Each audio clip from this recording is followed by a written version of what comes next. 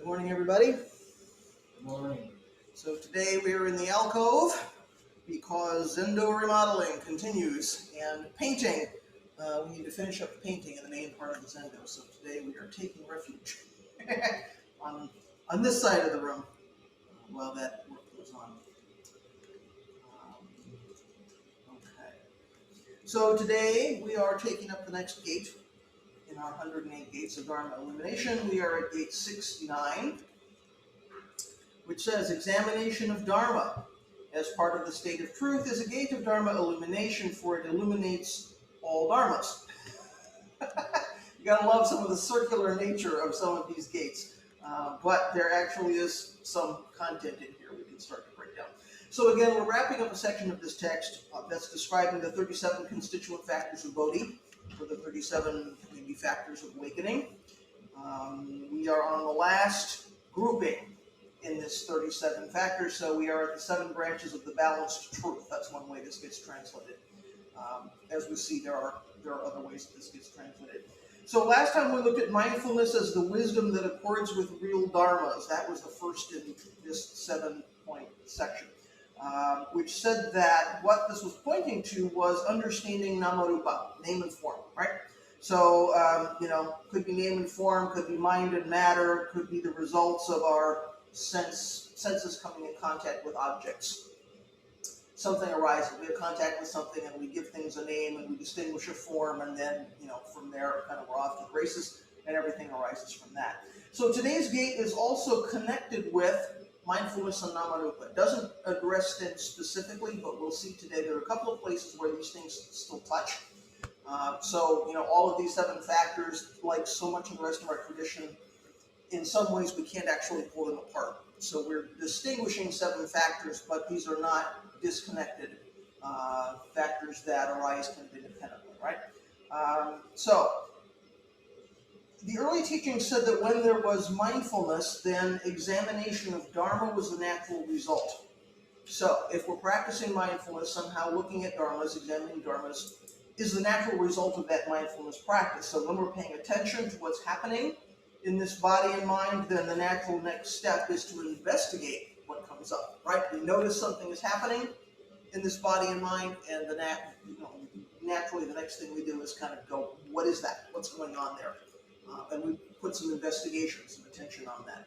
So if we don't forget to practice, if we don't forget to see with the eyes of Buddha, which is what mindfulness in our tradition is all about, then we don't forget that our opinions, our perceptions, the stories that we write might not be reliable. We remember that these 5 skandhas are not the whole story, although we'd like to think they are. We keep looking deeper, more and more deeply into the nature of these 5 skandhas, rather than sort of taking it easy and assuming we know what these 5 skandhas are about, or assuming that these 5 skandhas are everything there is, right? So the kernel of examination of dharmas that this gate talks about comes to us from the Sanskrit, and what we're kind of, what the Sanskrit teaching is telling us, what we're kind of aspiring to here is to be able to distinguish what represents truth from what doesn't, right? So that's the kind of the distinction that we're making here. We're trying to discern error from truth. What actually represents reality, and what doesn't actually represent reality. So if we're faced with namarupa that are really our own creation, they're really the result of our perceptions, our opinions, our stories, we know that, and we interact with those things accordingly. So we are not negating them, we're not ignoring them, we're not disparaging them, we're just saying when namarupa arise, we know that's our own creation. It's not less real, but then we interact with it appropriately and skillfully, and we don't get sort of caught up in all that stuff. So the Kalama Sutra in our tradition is well known for being the teaching where Buddha says things like, don't believe stuff just because I'm telling you. This is a favorite text with Westerners. We love a text that says, don't accept things just because I'm telling you they're true.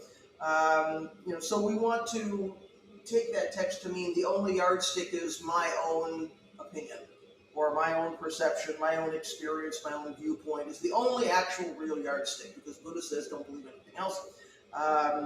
We love this text because it seems to be telling us that Buddhism is logical and scientific. It's not a revealed religion, so we can kind of do whatever we want to based on our own sort of frame of experience.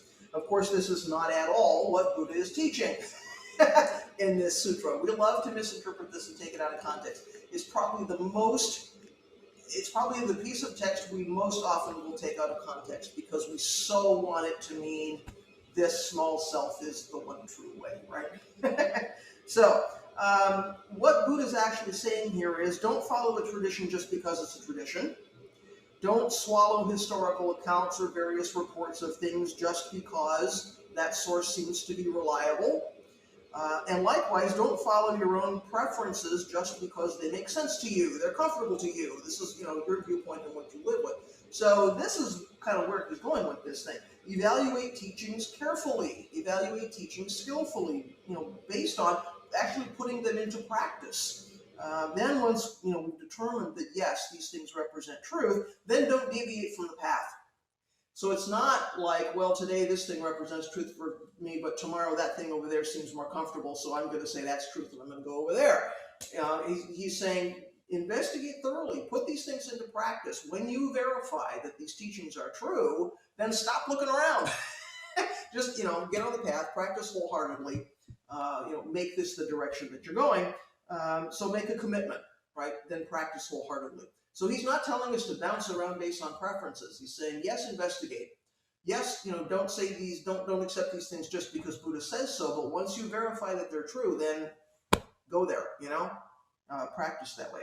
So the sutra says, don't go by reports, by legends, by traditions, by scripture, by logical conjecture, by inference, by analogies, by agreement through pondering views, by probability, or by the thought, this contemplative is our teacher. When you know for yourselves that these qualities are skillful, these qualities are blameless, these qualities are praised by the wise, these qualities, when adopted and carried out, lead to welfare and to happiness, then you should enter and remain in them. So we love the part of that quote that says, don't go by the thought, this contemplative is our teacher, because we really, would like to say we don't need any teachers at all. So, not what's going on here. Anyway, Buddha says that actually, any view or belief we have needs to be tested by what happens when we actually live with it. What happens when this or that view that we hold gets put into practice and we really look honestly and candidly and carefully at how that's working, how that's going. It also has to be checked, he says, against the experience of wise people. So those wise people could be teachers, but they could be grandparents, they could be Sangha friends, they could be, anybody that we can sort of rely on for good advice. Someone to do a reality check. If we've got smart friends in the Sangha, good. Let's make use of what they're reflecting back to us. It's one of the reasons the Sangha is important. So it's not just, my personal view. When I practice with this, when I put it out in the world, when I check it against other smart people who I think have something to teach me, what's the result of that, right? That's some of the ways that we examine Dharma. So we have to question and examine everything all the time, not least because everything is changing. So what I might hold to be true today, this thing represents truth for me today, in the next moment, the next day, the next year, we know everything is impermanent and everything is changing. So we have to constantly be looking, which is again why mindfulness is important here, right? We've got to constantly be paying attention. Do these things that I believe to be true actually represent truth? So, opinions, worldviews, information coming in, everything is changing all the time. So it takes attention and some degree of skill to test our beliefs appropriately, to examine the Dharma, examine Dharmas, not the same thing, appropriately. So, elsewhere Buddha says that whenever we take an action with body, speech, and mind, and of course these are the three places that we create karma, right? Whenever we take an action with body, speech, and mind, we need to reflect as best we can on the outcome of that, both for ourselves and for other beings. So of course, if we're paying attention moment by moment by moment by moment to everything we're doing with body, speech, and mind, that's a big project, right? No wonder we hear about things like right effort and right concentration and right mindfulness. If we're constantly paying close attention to what am I doing, what's it based on, what's the outcome, that's a lifelong practice, clearly. So what we're distinguishing when we're examining dharmas and trying to distinguish error from truth, or truth from what doesn't represent truth, we're looking for four things, as we've just kind of heard in this sutra. Unwholesomeness and wholesomeness. How do we distinguish? Blamable and blameless. Inferior and superior, and evil and good. So in other words, things that are helpful, wholesome, useful, good. Things that are not so, right?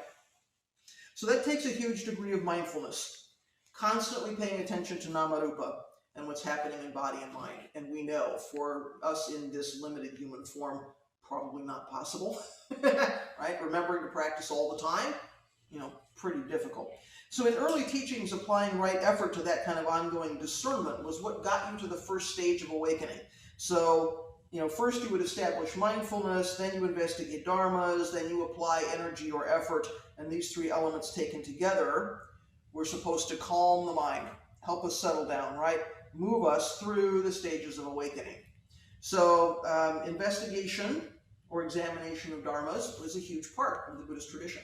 You've probably seen, for instance, in the Tibetan tradition, their debating form, somebody is standing up and saying something, and then there's a big clap, and then somebody has to respond. That's another way. That's in their kind of tradition and their style.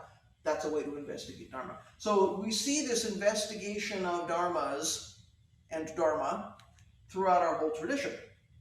Proper investigation is supposed to lead to a certain kind of knowledge or a certain kind of wisdom. And of course, this is what Vipassana is all about. We've probably all heard the term Vipassana. Coming to insight through investigation of phenomena. Now, typically, that's some kind of sitting practice, some style of sitting practice. The partner to Vipassana is shamatha, or concentration, right? So we have investigation or insight, and we have concentration. And these two things make up a large part of the early sitting practice in our tradition. So you settle down in concentration so that you could investigate dharmas and come to some wisdom or insight about the nature of the five skandhas and the self, and this whole experience of being in this human form. So from there, the hope was, the aspiration was to deeply understand the three marks of existence, right? Impermanence, interconnection, no self. So by settling down, investigating what's happening, paying attention, moving through those early stages, one gets to really deeply understanding the nature of reality and the three marks of reality. So one way to think about this examining the Dharma is verifying the truth of the teachings. And when we hear a phrase like that, we go, oh, aha, now this starts to sound like Soto Zen. Now this starts to sound like something we might hear from Dogen or from other teachers in the Soto Zen school. We kind of move away from the linear path, which was a little more, early teachings, early practice. Now we get to something like verifying. Now we go, oh, that sounds like Dharma, or it sounds like Dogen, right? So sometimes we engage in examination of Dharma by paying attention to our actions of body, speech, and mind. That might be by carrying out forms in the zendo. Last time we talked a little bit about carrying out forms. It might be forms in the zendo, forms in your sangha, forms in your training temple. It might be whatever is kind of expected of you in the community that you're in. That's your family, or your sports team, or whatever community you're in. We engage in examination by working with the sangha. What gets reflected back to us? How do we help other beings? What's actually going on in those dynamics, right? Simply by talking to people. Speech being one of those, body, speech, and mind, right? What are we thinking? What actions are we taking? What words are we saying? How does right speech come into this thing? All of those ways we have of examining the Dharma. And another way, of course, for us is to do Shikantaza, sit down on the cushion, do some zazen. That actually is a way to examine dharmas. We investigate by maintaining the spirit of inquiry. We sit down without any preconception about what we're doing, about what dharma and dharmas are. Naturally, when we let go of thought, we open up the space for that examination or that investigation. So it means letting go of preconceptions. It means letting go of habituated thinking. That's the only way that we can really clearly begin to see what's in front of us and begin to examine both dharmas as things and dharma as teachings, the nature of reality. So we're not sitting in front of a wall using our intelligence to figure something out, right? We're not sitting there looking at the wall trying to figure out what dharmas are. in some kind of intellectual, way. We're not sitting there trying to understand the universe in a philosophical sense. So although, we may enjoy Buddhist philosophy or other philosophy, we're not sitting on the cushion kind of ruminating about that stuff. We're not trying to convince ourselves that various points of the teachings are true because we're sort of having blind faith. Well, Buddha says so, therefore, or, my teacher says so, therefore, somehow I have to convince myself that even though I don't see that thing, it's true.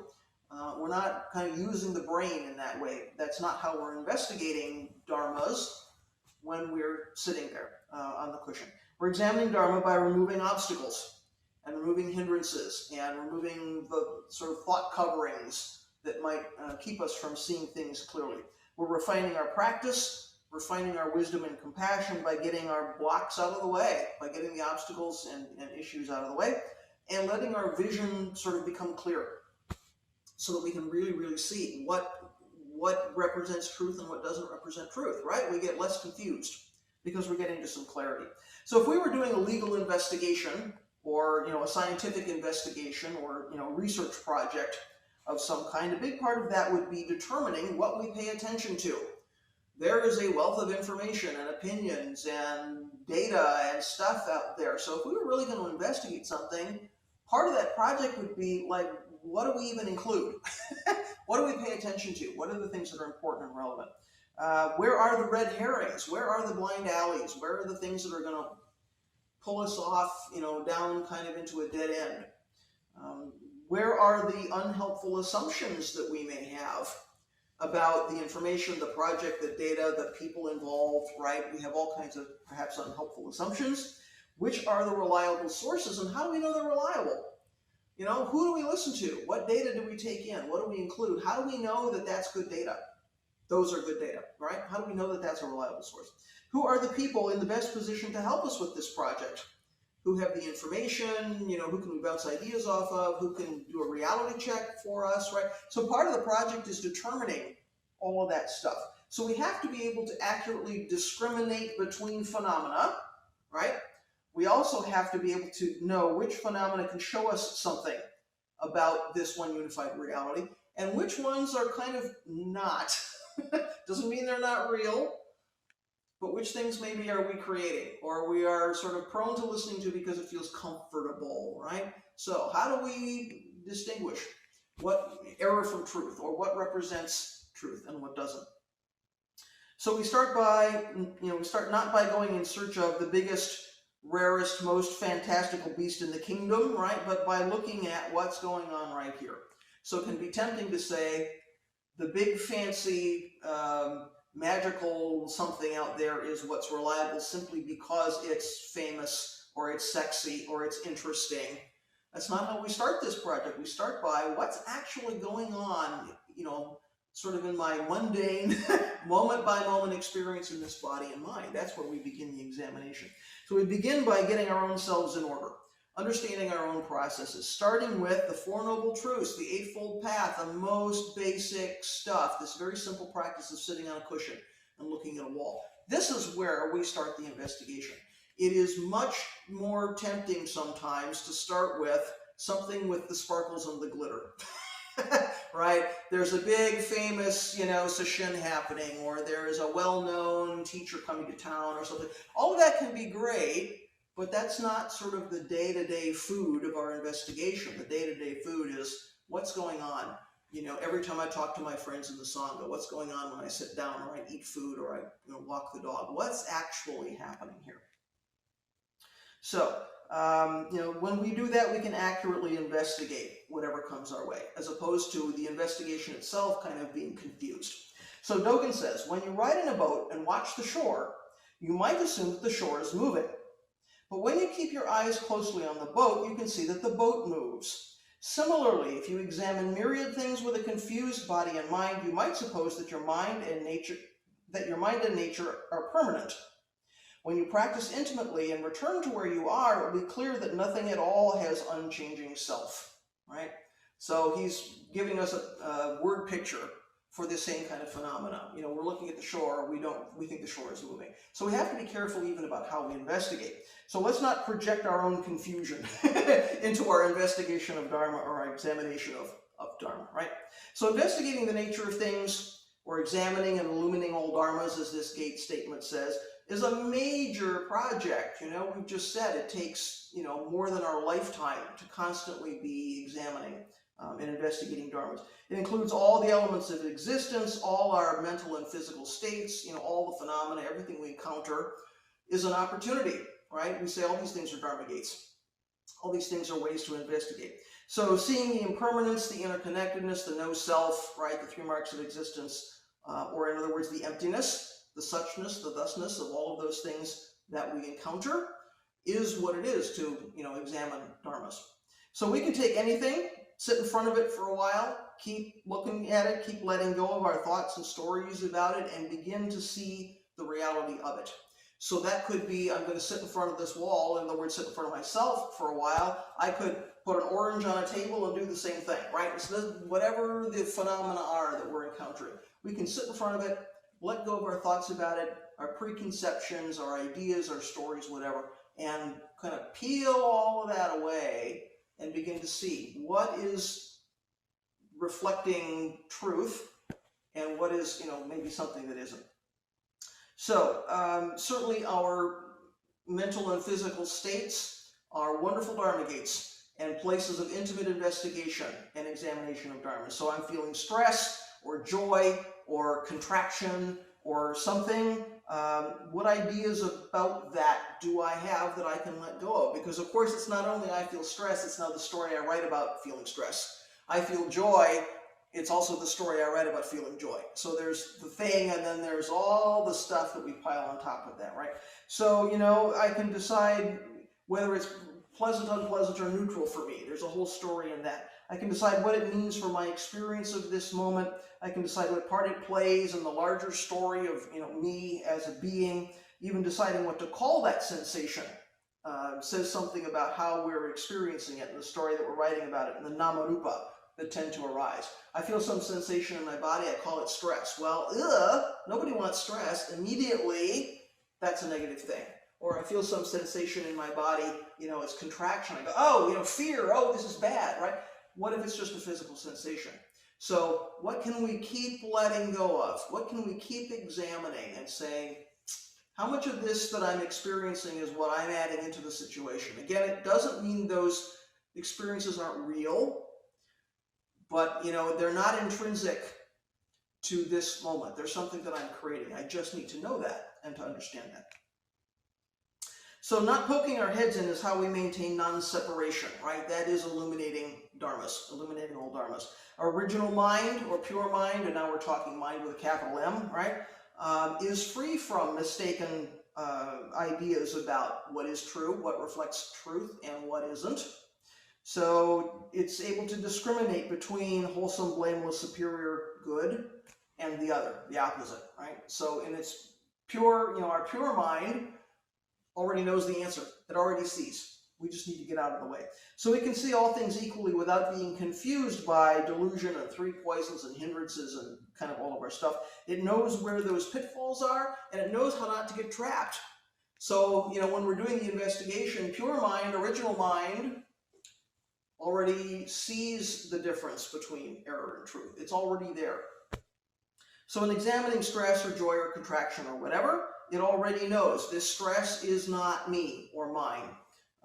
The joy is not me or mine. The contraction is not me or mine. This is not what makes up me, right? There's 5 skandhas, and I deeply understand 5 skandhas. I'm not going to get stuck with thinking, you know, this stress is who I am, or this joy is who I am. So it's just a dharma. It's just a phenomenon, right? It doesn't have any permanent self-nature. We know stress comes and goes, joy comes and goes, contraction comes and goes. Whatever we're experiencing has no self-nature. When we can really see the truth of the emptiness of that, that's our aspiration.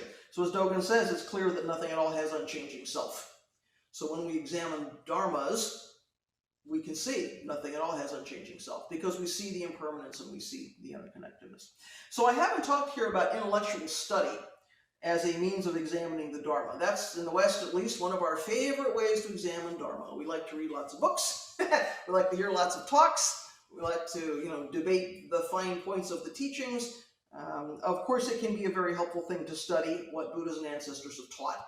In no way do I want to say that Dharma study is not important. It can really keep us from going off the rails and convincing ourselves that our own conclusions, our own yardsticks, are kind of the one true way. So it is a wonderful way to get that feedback from wise people, right?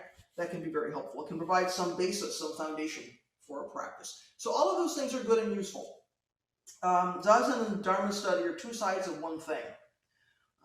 Here at Sanjin, we have three main parts of our practice. We have Zazen, we have Dharma study, and we have work, or beneficial action, or some kind of activity, right?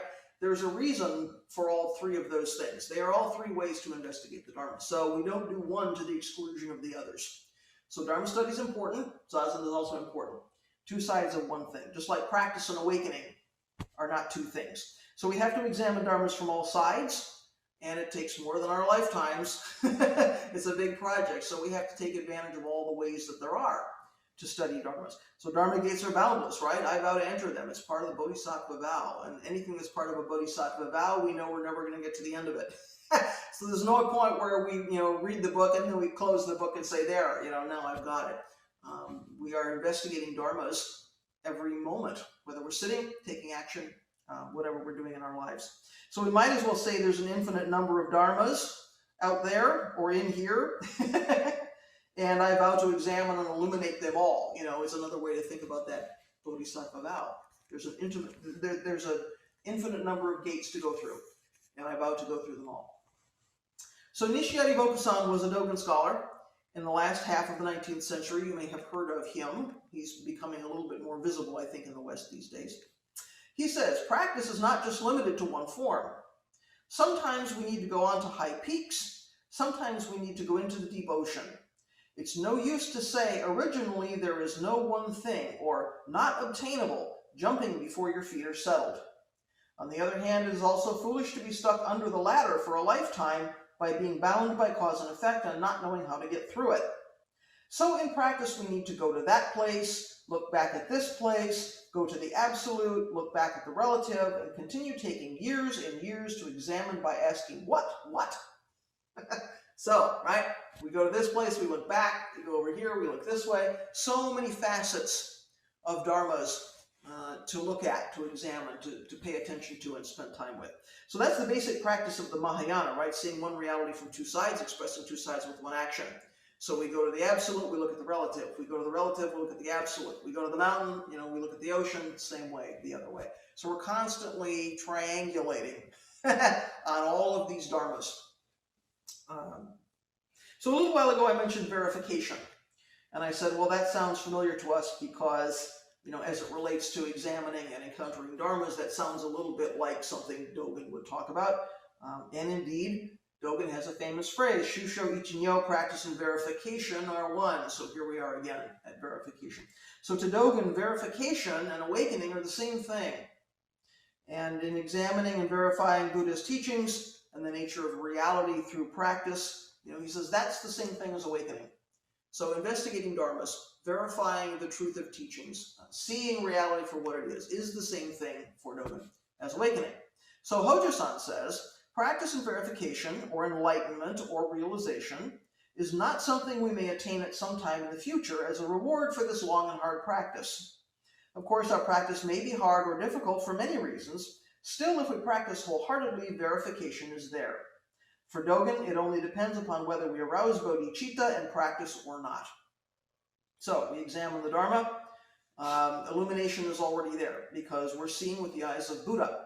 We can verify what he sees because we're seeing the same thing, right? We can verify that Buddha's view is true and real because we're seeing through Buddha's eyes. We're putting ourselves sort of in that same place, which I would argue is what Dharma transmission is about, but that's a talk for another day. There's plenty to talk about there too.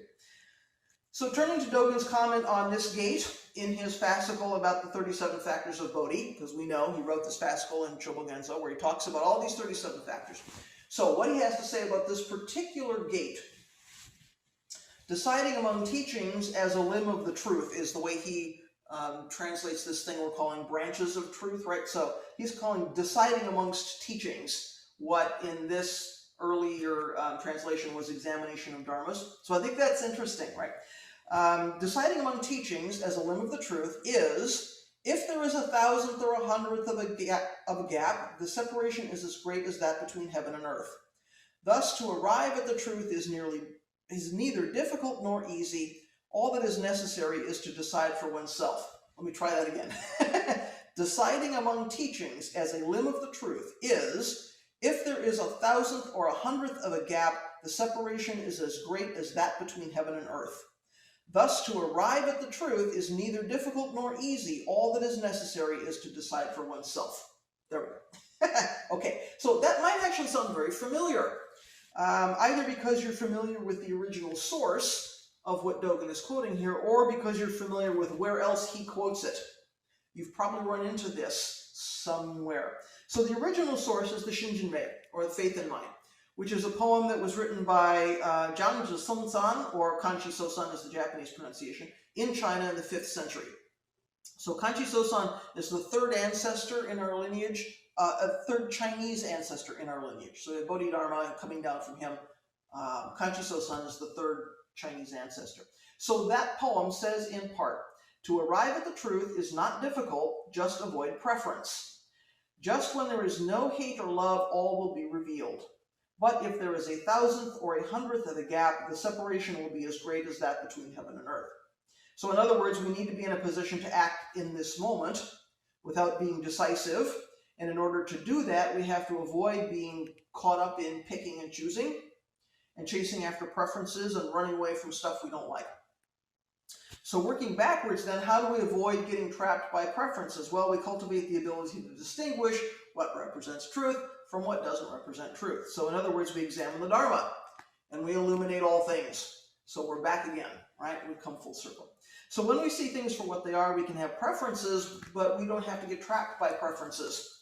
It's perfectly okay to like chocolate ice cream over vanilla ice cream, but we don't get trapped there, you know? In this human form, there are things that bring us joy. There are things we would like to avoid. It's just kind of the landscape of our life, right? This teaching is not saying, be dead, be a dull stick, you know, don't have any joy, don't appreciate things. It's not saying that at all. It's saying don't get trapped. You know, if you like, you know, Rembrandt better than Monet, well, okay. But you don't get trapped there, right? So that's the point of this thing. But it says if we make even the smallest mistake, if we forget for even a moment to practice what Buddha taught, the mindfulness, you know, kind of dissolves for even a moment and we get stuck somewhere, then we open up a huge gap, right? We've lost non-separation. Now we're in relationship with what we like and don't like. Now we're struggling. Now we're kind of butting heads because there's things I like and things I don't like. And, you know, the whole nature of my existence is about chasing after wonderful, pleasant things and running away from, you know, unpleasant things. It becomes all of our psychic space is taken up, right, doing this. So again, we see how the mindfulness piece of that last gate is kind of still here. It's kind of still hanging on. So Dogen quotes this poem again in the beginning of the Shikantaza Zengi, or the universally recommended instructions for Zazen. This might be more familiar, or where we first maybe encountered this thing. So you'll recall that Dogen's big question has been, if we all have Buddha nature, why do we have to practice? What is there to acquire if Buddha nature is already here? And this was the question that drove him in his early clergy life. He, you know, went to various teachers, couldn't quite get an answer to this thing, finally goes to China, meets his teacher, Tendo Nyojo, and gets the answer.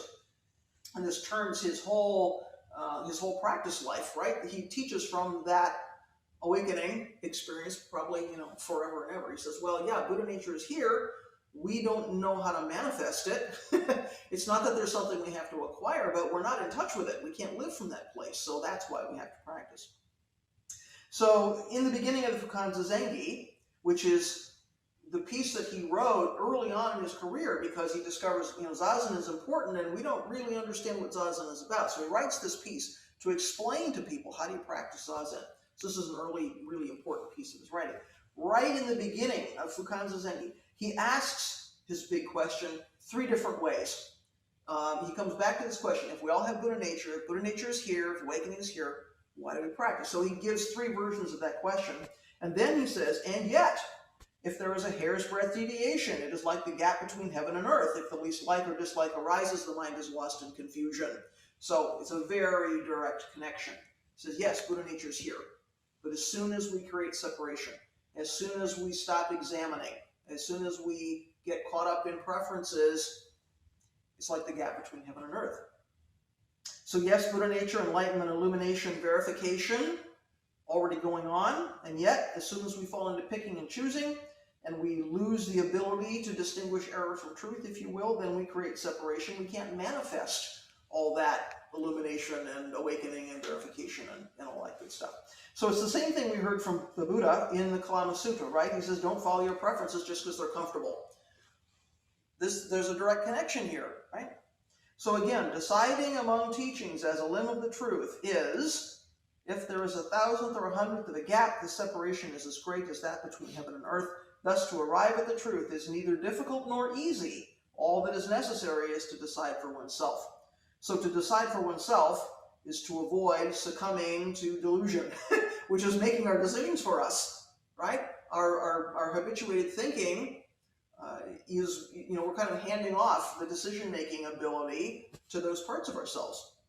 So instead of turning over our decision-making ability that way to parts of ourselves that might be driven by three poisons or caught up in delusion or, the mistake of this moment, we examine the Dharma to remain focused on knowing what's real, what's not real, and interacting with those things appropriately. So instead of getting caught up in fantasizing about the future, either because of anticipation or because of fear, or writing new stories out of memories, something that's already happened that we can't change, we get clear about our actual experiences of putting these teachings into practice, our actual experiences about verifying Dharma. And that's how we arrive at the truth, according to Dogen. So what would you like to say about examining Dharmas, or examining the Dharma, or practice and verification, or things that are on your mind for this morning? And I think I can see everybody, but if I miss you, just start talking. Be sure to unmute so we don't lose any pearls of wisdom from you today. Anything folks would like to say today?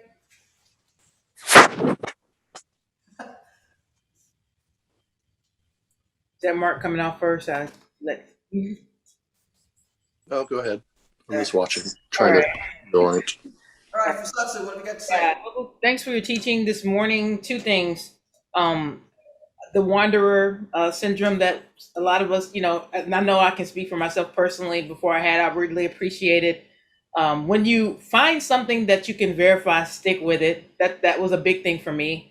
And the other thing you had mentioned about was, could you speak a little bit more about the arousing of bodhicitta in your practice? Does that speak to just the effort that you, the bodhisattva effort of just wanting to be on the cushion and practice to alleviate suffering? So those are the two things. So again, thanks so much. Oh, not at all. Well, bodhicitta, it's interesting because, of course, we assume, bodhicitta is something that happens in the beginning of our practice life. Somehow we encounter somebody who practices, or we read a book, or we see a documentary on TV or something. We think, oh, Buddhism, that'd be interesting. Let's go investigate that. And we think, okay, that's the moment of bodhicitta, and then that's it. We arouse some aspiration to practice. And of course, we know keeping that bodhicitta going is really important for us, because we have the bodhicitta, we arouse the aspiration to practice and verify, and the more we practice and verify, the more we want to get back on the cushion. So it's a circle that comes around, right? These things are not separate and they feed each other. So one of the ways we can support we sort of practice in order to support our practice, if you will. The more investigation we do, the more we see that, yes, what Buddha was teaching, makes some sense and has some positive, wholesome outcome in my life for me and for others, makes us want to keep going, right? So it's an interesting circle. Bodhicitta is not something that just happens in our, intro to Zazen sessions. It's something that we have, I hope, forever and ever. It can be painful when we lose that bodhicitta. Sometimes in religious life, we all have a dark night of the soul. And we kind of think, what am I doing? I'm not sure this is really the path for me, or I'm not sure what Buddha's teaching is really true, or golly, I heard this thing from this teacher. It just didn't make sense to me, and we kind of go, I don't know, and we kind of feel the bodhicitta, like, going to sleep. That can be really scary because we rely on our practice for so much. Just there's moral support in our practice. There is direction in our practice. It's like when we take bodhisattva vows, whether we do that like publicly or not, it's like we got a reason to get out of bed in the morning. I'm here as a bodhisattva to do some stuff. And when we lose that bodhicitta and we lose our interest in verifying dharmas and putting teachings into practice with this spirit of inquiry that says, what happens when I practice with wisdom and compassion, or when I, think about right speech, or I, put some attention on right livelihood or something. You're going to lose the fire in that. It can feel really scary and painful. So I think we have to give ourselves some compassion when that happens. Doesn't mean we're bad practitioners. I think that in itself is also verification, right? If we simply motor along kind of with no challenges to bodhicitta, well, that feels good. I mean, that would be very nice, but I kind of think that's not the way our practice goes. So bodhicitta, I think, is a really interesting aspect of verification, right? Because sometimes we don't want to do it. It's just so much more comfortable to not challenge ourselves, So that's probably a talk for another day, but I'm glad Fusatsu brought that up because it starts to make me think about what's the relationship there, because it's really kind of interesting, right? What would others like to say? I think Myogen had something, but either that or follow-up or other kind of things today. Well, I do have something. Hello. Hi, welcome. Hi from Utah, everybody. I'm losing my voice too, so my apologies.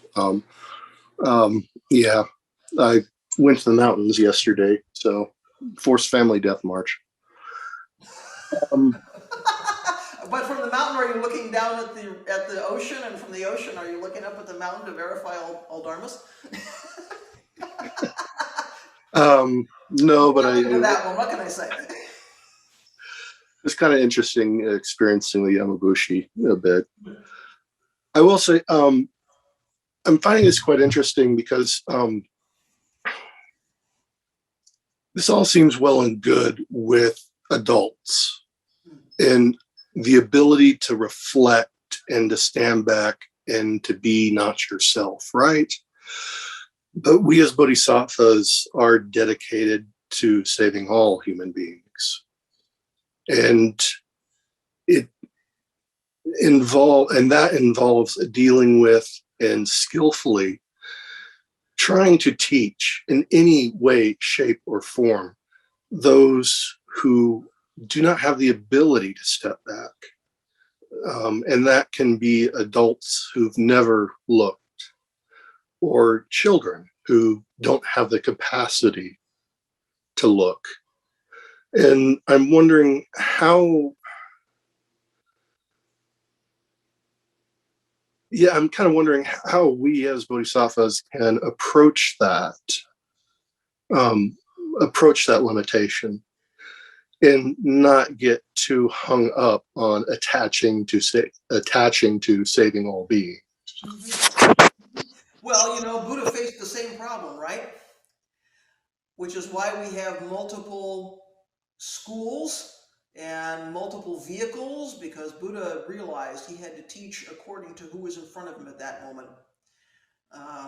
When he preached the Kalama Sutta, he was preaching to people who were not his followers and were kind of shopping for a teacher.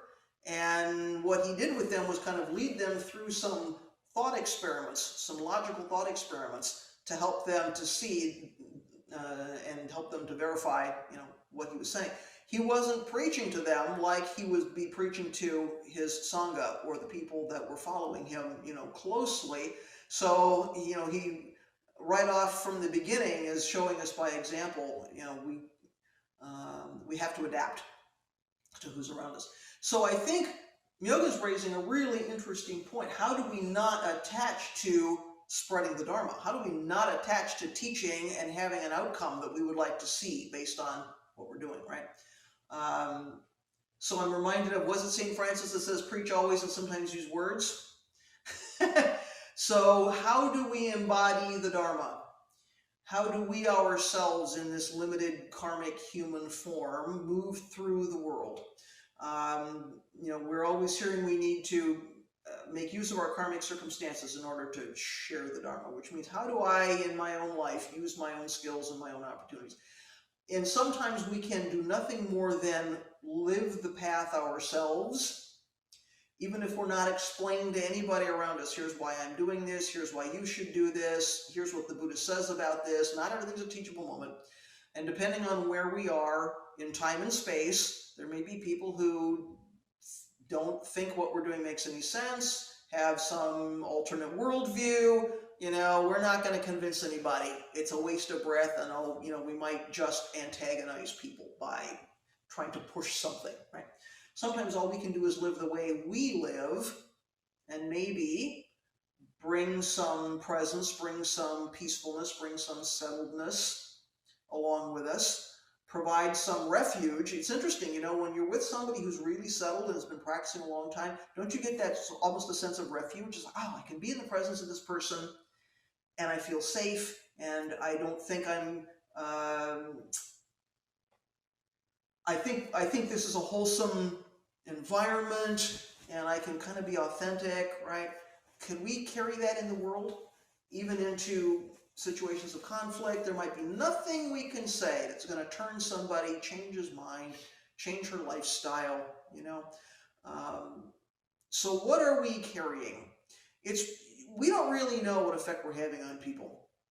Many times have I told the story when my mother was terminally ill, and I was practicing as hard as I could because my mother was terminally ill. So in here, I was really trying to remember to practice. And several of her friends, and these are, older ladies from an affluent community. These are not people who are sitting on a cushion, right? Several of them would say to me, I don't know what this Zen thing is you're doing, but golly, it seems to work.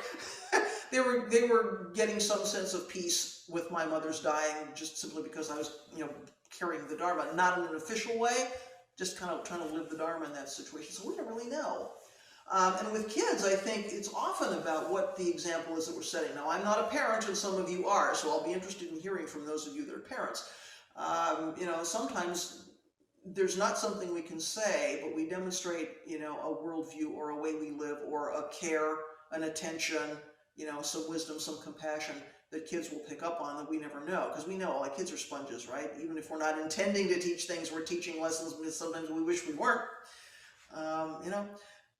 So I think it's important for us not to attach to an outcome for others of what we're doing, because that so much becomes about my ego. If I'm doing something good, that person benefits. Am I not then a good practitioner? We have to throw it out there in this moment by moment by moment.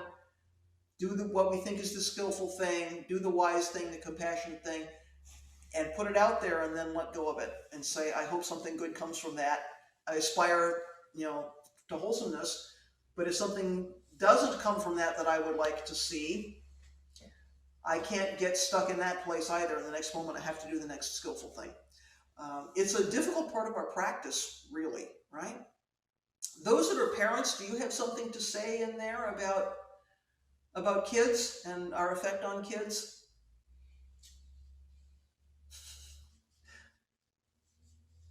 No parental advice today, which is all right. Or other things folks would like to say about the question that Myogen is raising, or other things that are happening. Cohen, looks like you've unmuted. Yes. You got something to add? Good morning. Yes. I'm sorry I'm a disembodied voice. But I'm really grateful for what Mark said, because I sometimes, even though I live in Florida, every day I have an opportunity to save a sentient being that somehow entered my house, and my kitty wants to chase it, and if I'm lucky, I can rescue it and put it outside. However, what came to me was part of, you answered it tangentially, is that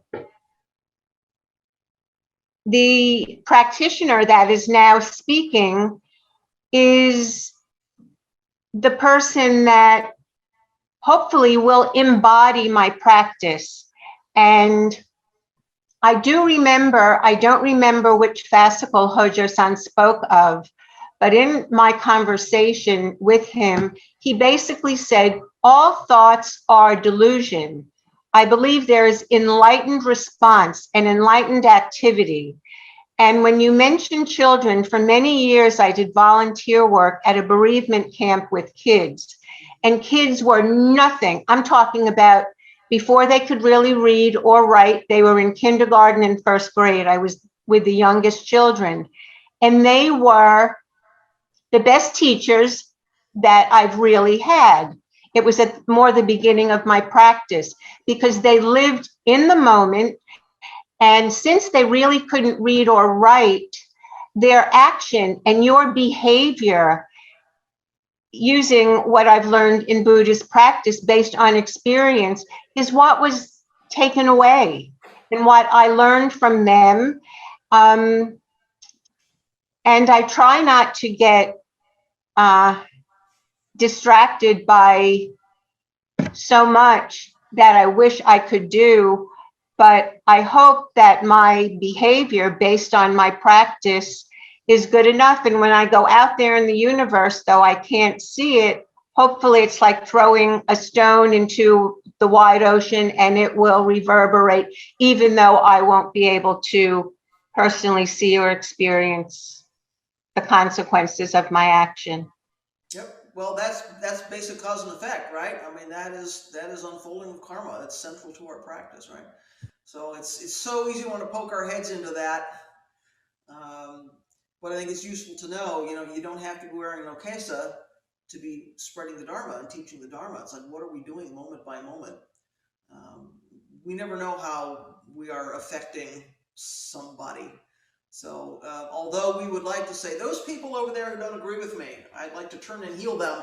There are multiple ways that can happen, and we would like it to happen right now, and it doesn't necessarily happen right now. So yeah, it's a huge gate for investigation. All these things that Myogen and Cohen are bringing up are huge gates for investigation. What else is on people's minds this morning? Responses to those things or anything else? Examining dharmas or things in your practice? Other reflections this morning? Everyone good for now? I'm gonna. Hoshin. Let's hear from something Hoshin. Here, I don't quite know how to say this. I think about, we talk about wholesomeness, good and evil. These are largely indefinable qualities. They're huge qualities. I think of wholesomeness and good and evil sometimes as very relative things. Mm-hmm. So they create this possible soup, this place where people can get really confused. Can you touch on that a little bit? Sure. So in this tradition, sometimes we hear good and evil. And in fact, Buddhism talks about good and evil, shoaku makusa, going beyond good and evil. But for me, I guess the way I think about it is, wholesomeness is about our care in not being unskillful with beings, right? So our care in not creating suffering, perpetuating suffering for ourselves and for other beings. Now, in a way, that's equally unsatisfying because we don't know what that is, right? What's suffering for me isn't suffering for you. Suffering doesn't have to happen this minute. If I don't point source pollution into a river, it might be years before the suffering actually comes to fruition. So it's like, how do we really even know what's perpetuating suffering and what isn't, right? So on the one hand, here we are again in our practice, two hands. On the one hand, we do the very best we can, moment by moment by moment, to watch our motivation, watch our intention, what's happening here. Am I examining dharmas and the Dharma closely enough that while I'm not paralyzed by that examination, I'm not indecisive. I think I know what action to take, and then we have to throw it out there and say, my intention was not to do harm. If I did harm, then as a bodhisattva, vow and repentance, right? Same two things again. So if I've done some harm, I'm going to take responsibility for that. And the next moment, I'm going to try to do the most skillful thing, recognizing recognizing that I probably won't know the outcome. I don't necessarily understand what's suffering for somebody else. I can't possibly get my head around the entirety of the unfolding of cause and effect, like Cohen brought up, right? I can't possibly embrace it all. I can't possibly know it all. So on the one hand, we have these huge, endless vows, and we use words like wholesomeness and suffering and good and evil, and nobody can grasp that. And on the other hand, here I am in this limited, karmically conditioned human form. That is the paradox of the bodhisattva life, right? That is taking vows to do good in the world, to enter all the Dharma gates and save all the beings, and truly embody the entirety of the Buddha way, which doesn't have a boundary. And yet here's this limited human form, right? So I think we have to pay attention to and have motion toward and aspiration and direction toward wholesomeness, good, blameless, superior, right? At the same time, knowing that we're going to fall down. We can't get paralyzed by that. The Bodhisattva way is we do the next thing. We do the next thing. We do our practice. We examine dharmas. We sit zazen. We study the teachings. We go out in the world. We get up off the cushion, go out in the world and try to make a difference. And we throw it out there and let go of it and see where it goes, right? So this is the paradox of our practice. We've got both of these things, this huge unimaginable thing that we can't grasp, and then this limited human form with boundaries and edges and limitations, and yet somehow we need to use what we have to move toward that aspiration. So I don't know if that's helpful, but it's certainly a question. And actually, talk about dark night of the soul. I think that those are the questions that can lead us to that sort of dark night of the soul. This is, how am I going to go forth and be a bodhisattva, with all of my limitations? Golly, I don't know anything, and here's this big thing out here called wholesomeness. It's like, what good can I even do? But I think this is part of the discernment we do when we take precepts, right? I know as a Dharma teacher, and probably every Dharma teacher that's ever given precepts, somebody sidles up to you at some point and says, I really can't do this. I know I'm going to break these precepts. I can't take them. I'm like, yeah, you are. You're going to break every one of them, and you're going to do it every minute of your life. And that doesn't stop you from being a bodhisattva, because if we have a lot of ego tied up in, I'm going to break all these precepts, we've missed the point, right? Then it becomes about me and my need to be something and my need to do something, instead of saying precepts are simply a description of how we live an awakened life. Precepts are a description of something which is already here. So by vowing to carry out those precepts, we are saying, I am going to fold myself into the Buddha way and carry out the Buddha way toward wholesomeness, blamelessness, superiority, good, regardless of what it means kind of for my ego. So that's a whole, that too is a whole lifelong study. And we will never get to the end of that either. Do you want to follow up on anything there? Well, I was just, as you were riffing on what I presented here, I started thinking about also the Eightfold Path and what broad general qualities they are there, but it's what we all start with when we accept this path. And for me, it was a comfort and a refuge to say, okay, here is this thing that you look at and that you follow, and it kind of relieves that confusion. I think you're absolutely right. I often think of those things as Dharma handrails, right? So these are guideposts or pointers or something that our ancestors have handed us that we can take refuge in and hold ourselves up. We kind of hold ourselves up by these things until we don't need to hold ourselves up anymore. So yes, precepts, Eightfold Path, all those things are wonderful handrails. I'm riding the bus, right? These are my handrails that are going to hold me up in my practice until such time as I no longer feel the impulse to break them or to do something else. Because I've examined dharmas and I see clearly and I'm seeing with the eyes of Buddha and prajna is here and I can embody it and all that stuff. When that happens, then I don't feel the need to not do right speech, not do right livelihood, not do right concentration, break precepts, right? So you're right. I think there's a tremendous amount of comfort. At least for me, I'm a systems person, right? I need a list of things. I need to see how the pieces fit together, right? So if I can see that, it's like, oh, that feels safe to me. That feels comfortable to me. I can hang on to this and this and this, to live in an awakened way until I can see what it means to live in an awakened way. Yeah, you're right. That's really helpful. Brian, please. Thank you as always for this talk. Always very helpful. And on this question of, for example, wholesomeness, it made me think of what you said about bodhicitta and how it's not, you either have it or you don't. It happens once and then it's done. It's dynamic and not static. It's a process, not a thing. And I think of wholesomeness kind of in the same way, in the sense that it's not that I have it or don't, but it's something that, it's a way of being. It's a process that somehow goes in the direction you were just talking about, where the precepts don't even have to be there. The handrails can be taken away.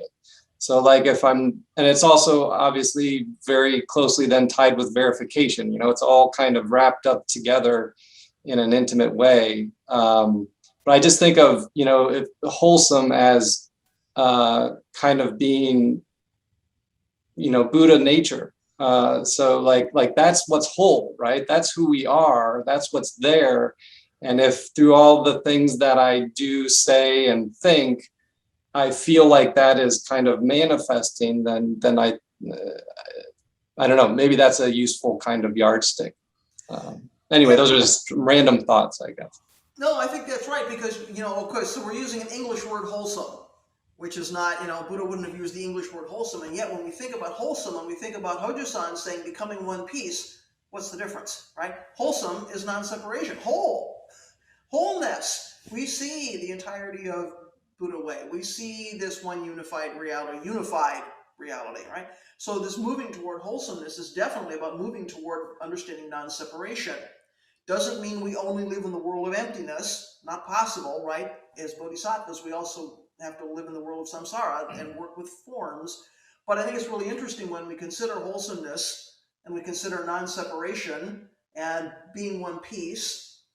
And can we live from the place of seeing all of that, and not ignoring some part of our lives? Because, of course, that's delusion, right? Not seeing completely, not seeing clearly is delusion. There's some piece of myself I don't like very much, or there's something happening over here that I want to avoid, so I'm going to ignore it. So, yes, wholesomeness and one unified reality and non-separation, I think are important. So much of our practice is about integration and reintegration, which is related to the same kind of thing, right? Like, what am I not seeing?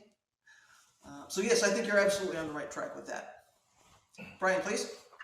And also, I just think of, the term complete functioning, and the idea that if what I'm doing, if there is that same kind of unification, a kind of harmony or cohesiveness on all the parts of what this limited form is, my body, speech, action, everything is happening in that whole way, and that then I am functioning completely. I am doing completely what I can do. So I think that's maybe a piece of it too. I agree. Yeah, it's a complete manifestation of Buddha nature or the Buddha way, right? And I think although we don't want to hold a yardstick up to practice, in my experience, with practice maturity comes a greater sense of wholeness or non-separation. I think, I can only speak from my own experience, when I started to practice, looking back now, I can see I was in some ways pretty fractured. There were things I didn't want to, think about, things I didn't want to deal with, and parts of the world and, life that I just kind of, and the more you practice, the more you say, that's not an option. I have to see the whole thing, because compassion is, we see the whole thing. We take it all into account and we make the most skillful possible action based on not ignoring anything. So I think there's, the more we practice, perhaps we're in a better position to see wholeness and one unified reality and complete manifestation.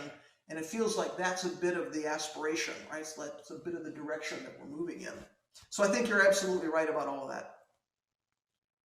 Other things folks would like to say today? I'll add a little more to Please. what Brian Words of said wisdom from there. Hoshin. I think it's interesting to take this and understand practice as, you know, the basis of our practice, zazen, that gives us the availability to the Dharma to be appropriate for every moment, to be as appropriate as we can. Mhm. So in that way, it becomes the complete practice. That's completes you in that moment. So I think that's right, because it really opens up spaciousness. Yeah. You know, part of just being available for wholesomeness and being one piece is having that spaciousness. So if we can sit down and let go of thought, let go of thought, let go of thought, let go of contraction, let go of boundaries, drop body and mind, right? Shinjin Datsuraku, dropping off body and mind. So then suddenly we have the spaciousness for wholesomeness and wholeness to manifest, because we're not creating any obstacles to that, right? So, you know, yeah, I think zazen is critical for that. And of course, it's not that we're practicing in order for something to happen in the future. We are practicing wholeness and wholesomeness simply by sitting down and dropping off body and mind. But one would hope the more we do it, maybe the better able we are to do it. I don't know. We'll see. Limited human form. Anything else this morning? Questions, comments? We good? Okay. So I'm going to pitch back to Hoshin and let him lead our closing chant. Thanks everybody for a very good discussion. Next week it will be Hojo-san in this chair, so please come back for him. Thanks for your practice.